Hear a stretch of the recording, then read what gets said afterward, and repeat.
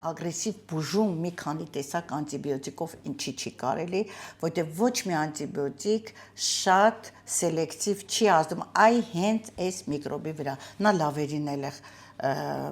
սպանում, այս ձևով ասեմ, ու բնությունը դատարկ տեղ չի սիրում։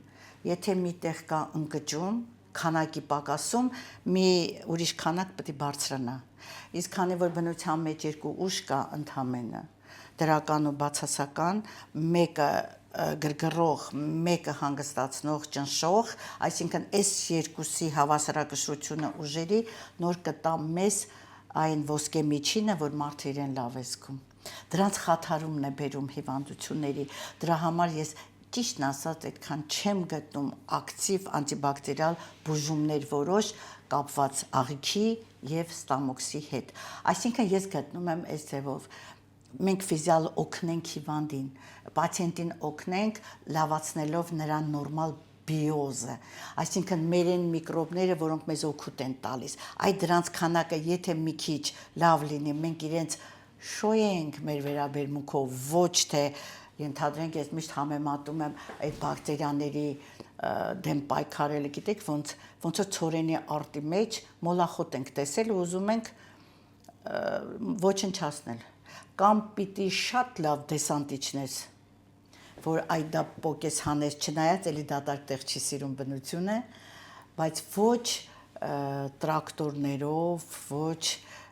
բուլդոզերներով, այսինքն ցորենի արտը քանդելով գնամ հասնեմ, որ մոլախոտը վերցնեմ, չեմ ընդունում։ Դրա համար ես գտնում եմ քո կենսակերպով, քո սննդակարգով անենք այնպես, որ մեր դրական, մեր պլյուս բակտերիաները, որոնք մեզ շատ օգուտ են, առանց նրանց մենք ապրել չենք կարող, պայքարել չենք կարող, մարսել չենք կարող, դրանք որ շատ եղան, իրենք են պայքարում վատի դեմ, այսինքն փոքր տոկոս որ նա մնա, թող մնա, էլ արդեն վտանգավոր չի։ Իսկ մեր բակտերիաների համար առաջ անցնեմ ասեմ, որ ամենալավ սնունդը դա կաղամբը, գազարը, հայերեն ուզում եմ այդ բառը թարգմանեմ, բայց ոնց որ դժվարանում եմ, կվաշենная կապուստը։